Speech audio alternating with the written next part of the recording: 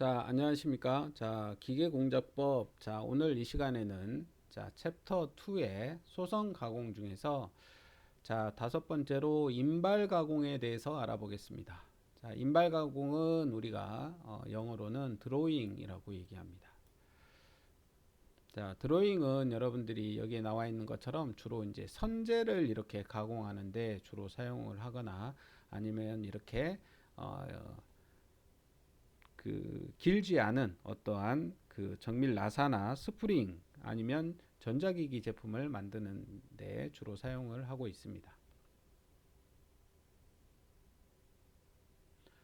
자, 인발 가공의 개요에 대해서 알아보겠습니다. 자, 인발 가공은 우리가 압출에 비해서 압출은 우리가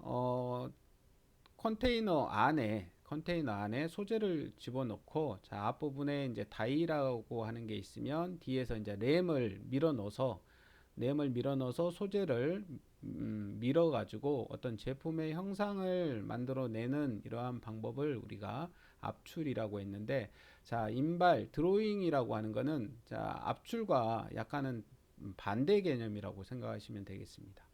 자, 다이가 있고, 자, 소재를, 다이 바깥쪽에서 우리가 이렇게 척이라고 하는 어떤 공구를 이용해 가지고 이 제품을 이렇게 물어 가지고 이 제품을 물고 잡아 당겨서 어떤 제품을 만드는 이러한 가공 방식을 우리가 인발이라고 합니다. 그래서 소재를 잡아당겨 다이의 구멍보다 큰 소재를 구멍의 크기와 모양으로 줄이는 가공법을 우리가 인발이라고 합니다. 그래서 자, 압출과는 달리 이제 소재에 인장력이 작용하게 됩니다. 잡아당기기 때문에 인장력. 자, 압출이라고 하는 거는 뒤에서 이제 소재에 압축을 가해 가지고 우리가 제품을 밀어내는 형태였다 그러면 자, 인발이라고 하는 거는 우리가 척이라고 하는 공구를 이용해서 제품을 잡아당기는 인장력이 작용하는 가공 방법이다 이렇게 하시면 되겠습니다. 그리고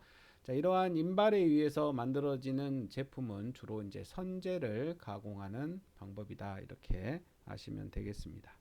그래서 인발은 다이의 바깥쪽에서 작용하는 인장력을 이용해서 소재를 변형시키는 가공 방법이다. 따라서 인발은 주로 이제 강선이나 송전선, 그 다음에 케이블 등과 같이 가늘고 긴 선을 제조하는 방법, 그리고 또는 길지 않으나 정밀한 나사나 스프링, 전자기기 등을 우리가 만드는 제조 방법이다 이렇게 아시면 되겠습니다. 자, 그림에 나와 있는 것은 다이에 의한 인발 방법인데 우리가 이제 다이에 따라서 곡면 다이와 직선 다이에 대해서 그림에 나와 있습니다. 그래서 지름이 작은 선재의 인발을 우리가 주로 하는데 이러한 방법을 우리가 와이어 드로잉이라고 합니다. 그래서 자 인발에는 냉간 인발과 그 다음에 열간 인발이 있습니다. 열간 인발. 자, 열간 인발.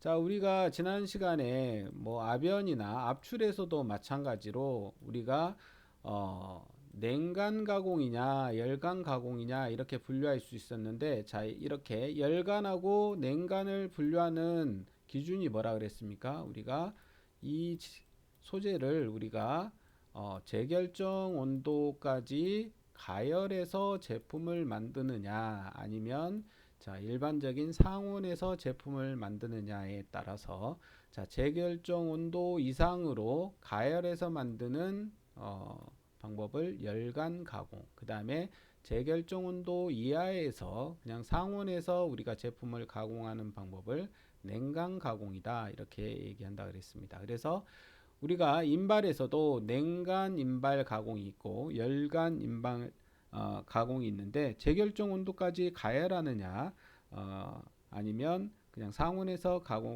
가공하느냐에 따라서 우리가 냉간 인발 가공과 열간 인발 가공으로 분류할 수 있다. 자, 대개의 경우는 우리가 상온에서 가공하는 냉간 인발 가공으로서 재료의 굵기가 가늘고 가공에 큰 힘이 소요되지 않는 재료를 가공하는 방법을 주로 사용을 하고 있습니다. 그래서 우리가 큰 힘을 사용하지 않고 어떤 재료를 만드는 이러한 방법을 우리가 냉간 인발 가공이다. 자, 그 다음에 드로잉 다이의 구조가 나와 있는데, 자, 드로잉 다이의 구조, 우리 책에 보시면 117페이지에 그림 2-50번에 보시면 드로잉 다이의 구조가 나와 있습니다. 자, 거기에 보시면 자, 이러한 형상으로 되어 있는데, 자, 재료의 입구에 소재가 제일 먼저 들어가는 이 부분을 우리가 이 부분을 자, 요 부분이겠죠. 소재가 다이에 맨 처음에 들어가는 부분. 요 부분을 우리가 벨이라고 합니다. 영어로는 벨이라고 하고, 자, 우리말로는 우리가 이거를 도입부라고 얘기합니다. 도입부. 자, 우리말로는 자, 소재가 다이에 맨 처음에 들어가는 부분이다. 그래서 도입부 이렇게 얘기합니다. 자, 이 도입부의 각도를 우리가 표기를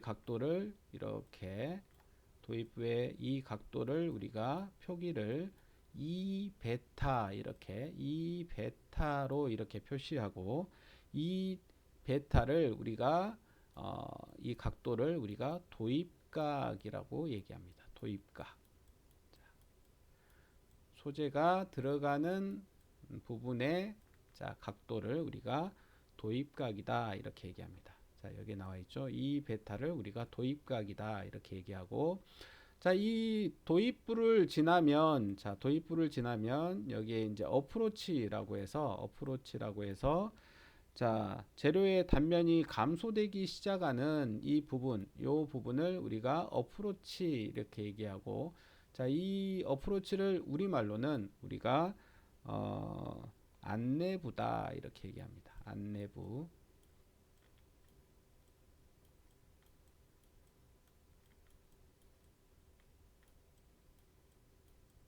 자, 이렇게 안내부다 이렇게 얘기합니다. 그래서 자, 재료가 처음에 들어가는 부분을 도입부, 그 다음에 우리가 재료의 단면이 줄어들기 시작하는 요 부분을 우리가 어프로치, 즉 안내부다 이렇게 얘기하고, 이 어프로치부의 이 각도를 우리가 이 알파로 이렇게 표기를 합니다. 이 알파. 그리고 이제 제품이 이제 여기에서부터 성형되기 시작하기 때문에 요 각을 우리가 이 알파를 우리가 다른 말로 각도를 이때의 이 각도를 우리가 다이각이다 이렇게 얘기합니다. 자, 그래서 안내부의 각도를 우리가 다이각이다. 자, 도입부의 각도를 도입각이다 이렇게 얘기하고, 안내부의 각도를 우리가 다이각이다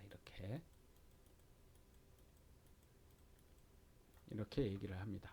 자, 그리고 이제 우리가 성형하고자 하는 제품의 치수는 이 부분에서 만들어지겠죠. 이 부분. 요 베어링부라고 되어 있는데, 이 부분에서 이제 우리가 원하는 제품의 치수가 성형이 되게 됩니다. 그래서 자, 이 부분은 가공재의 치수를 정확하게 가공하는 부분이고, 요 부분을 우리말로는 베어링부를 우리말로는 정형부다 이렇게 제품을 형상을 만드는 부분이다 이렇게 해서 정형부다 이렇게 얘기합니다. 정형부. 자, 그리고 이제 정형부를 통해서 만들어진 제품이 이제 밖으로 이렇게 나가는 부분, 자, 나가는 부분을 우리가 백릴리프라고 하는데, 이걸 이제 우리말로는 나가는 부분이니까 출구부다 이렇게 얘기합니다. 출구부. 자, 출구부라고 하고, 자, 출구부의 이 각도를 우리가 자, 이 감마로 이렇게 표시하는데, 이 감마를 우리가 여유각이다 이렇게 얘기합니다. 여유각.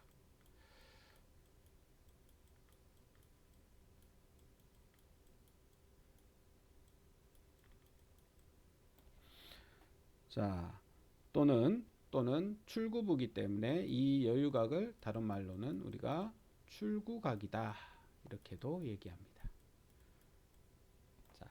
그래서 우리가 제품을 우리가 처음에 도입부, 그 다음에 안내부, 정형부, 출구부를 통해서 이렇게 제품이 성형되는데, 처음에 들어가는 부분에 이 각도를 우리가 도입각, 그 다음에 제품이 이제 성형되기 시작하는 그 부분을 다이각, 그 다음에 이제 제품이 성형돼서 나가는 요 부분을 우리가 출구각 이렇게 얘기합니다. 자, 그 다음에 우리가 이렇게 성형을 할 때 연한 재료를 우리가 인발 작업을 할 때는 단면 감소율을 크게 할 경우에 알파가 크거나 곡률 반지름이 작은 도입부를 우리가 주로 사용을 하고, 이제 경한 재료, 그러니까 딱딱한 단단한 재료를 얘기하는 거죠. 경한 재료는 단면 감소율을 우리가 이제 경한 재료는 재료가 이렇게 잘 변형이 잘 안 되는 성질을 가지고 있죠. 그래서 단면 감소율을 적게 하고자 할 때는 알파가 작거나 곡률 반지름이 큰 도입부를 우리가 주로 사용을 하고 있다. 자, 우리 책에 보시면 자, 117페이지 밑에서 여섯 번째 줄에 그러한 내용이 나와 있으니까 여러분들이 밑줄 쳐놓으시고 다시 한번 읽어보시기 바랍니다.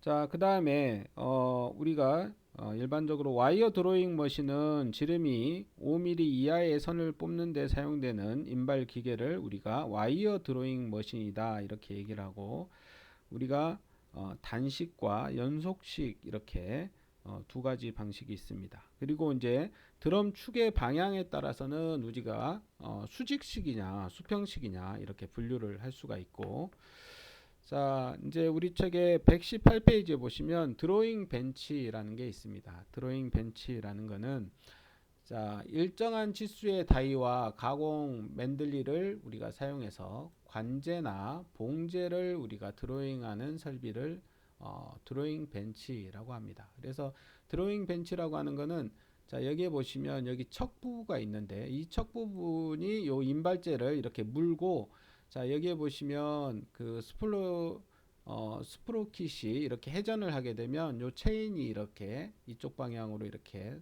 가면서 제품을 이렇게 뽑아내는 형식으로 되어 있습니다. 그래서 자, 벤치의 길이는 주로 20에서 30m 정도, 전체 길이가 20에서 30m 정도고, 체인의 이 회전 속도는 분당 10에서 20m 정도, 그러니까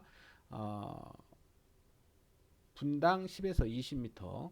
그리고 이제 처음에 이렇게 뽑아내기 시작할 때는 처음에는 저속으로 시작해서 이제 천천히 자, 이 속도 정도로 분당 10에서 20m 속도로 이렇게 체인을 회전시키면서 이렇게 제품을 뽑아내는 이러한 방식이 바로 드로잉 벤치 방식입니다.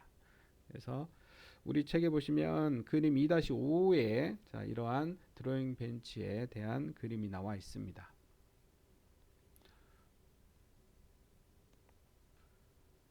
자, 그 다음에 우리 책에 보시면 119페이지에 와이어 드로잉이 나와 있는데, 자, 와이어 드로잉은 사용 재료의 종류에 따라서 제조 공정이 다르지만 일반적으로 이제 강선의 제조에는 5에서 10mm의 지름을 열간압연한 코일상에 와이어 로드를 우리가 소재로 해가지고 제품을 만드는데, 자,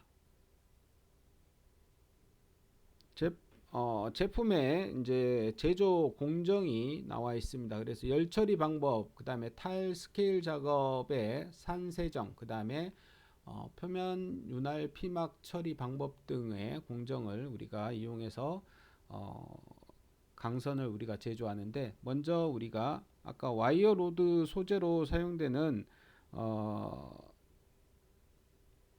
재료는 우리가 열간압연한 와이어 로드를 우리가 주로 소재로 사용한다 그랬죠. 그래서 이러한 선재를 이용해 가지고 우리가 열 처리를 합니다. 그래서 우리가 재료를 열 처리를 해 가지고 가공성을 좋게 하기 위해서 우리가 재료를 연화하는 이러한 과정을 거칩니다.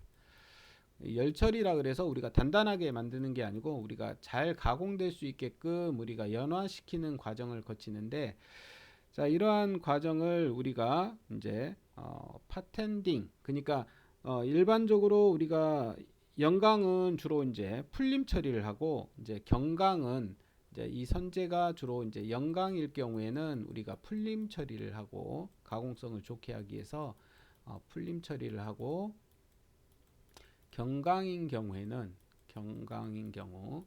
그러니까 이제 단단한 재료인 경우에는 우리가 파텐딩 처리를 합니다. 그래서 우리가 가공성을 더 좋게 해주는 이러한 처리를 해가지고 자 이러한 처리를 한 다음에 우리가 세정을 합니다.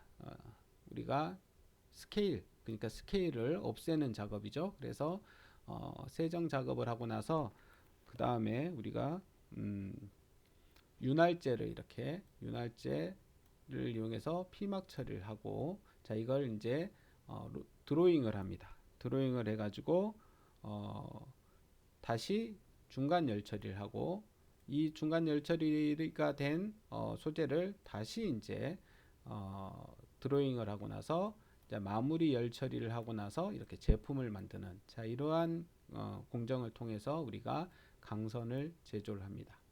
자 그리고 우리가 이제 비철 합금인 경우에는 자 일반적인 재료를 가지고 이제 드로잉을 하고 나서 이제 중간 열 처리를 한 다음에 우리가 드로잉을 하고 나면 우리가 경화돼서 잘 처리가 안 되기 때문에 열 처리를 한번 해서 이걸 다시 연화시켜 준 다음에 그러니까 가공성을 좋게 만들어 준 다음에 다시 또 드로잉을 하고 나서 이제 마무리 열 처리를 해서 제품을 이렇게 만든다든가 아니면 일반 재료를 가지고 우리가 표면 처리를 해 가지고 이거를 드로잉 해 가지고 이렇게 넣는 이러한 방법도 있습니다. 그래서 이런 여기 비철합금에 우리가 선을 만드는 제조 공정은 자 여기 밑에 있는 공정에 따라서 만들고 일반적인 이제 강선은 여기 2에 나와 있는 제조 공정에 따라서 우리가 제품을 만들고 있다 이렇게 아시면 되겠습니다. 자, 그 다음에 이제 우리 책에 보시면 119페이지에 봉제 드로잉이 나와 있는데 자, 봉제 드로잉은 다른 가공 방법에 비해서 우리가 비효율적이면서 또 경제적으로도 별로 좋지 않기 때문에 이용에 한계가 있습니다. 그래서 우리가 주로 이제 드로잉 벤치의 프레임 길이에 제한을 받고 또 가공 속도도 느리고 자동화가 어렵다는 이러한 단점이 있습니다. 자, 우리 책에 보시면 그 119페이지 아래에 우리가 롤 다이에 의한 인발 방법이 있는데 봉제 드로잉은 와이어 드로잉과 같이 다이를 사용하는 경우가 있고 그림 2-55와 같이 롤 다이를 사용하는 방법이 있습니다. 그래서 롤 다이를 이용하는 경우에는 마찰이 적고 비교적 균일한 변형을 우리가 줄 수 있기 때문에 우리가 이러한 2-55 롤 다이에 의한 인발 방법을 주로 사용을 하고 있습니다. 자, 그래서 우리가 이번 시간에는 자, 인발 가공에 대해서 알아봤는데 우리가 이제 압출 가공에 비해서 인발 가공은 우리가 앞에서 이렇게 척을 이용해서 제품을 뽑아내는 형태의 가공법을 이용해서 생산하고 있다 이렇게 하시면 되겠습니다. 그래서 다음 시간에는 이제 전조 가공에 대해서 알아보겠습니다. 자, 이상 마치겠습니다.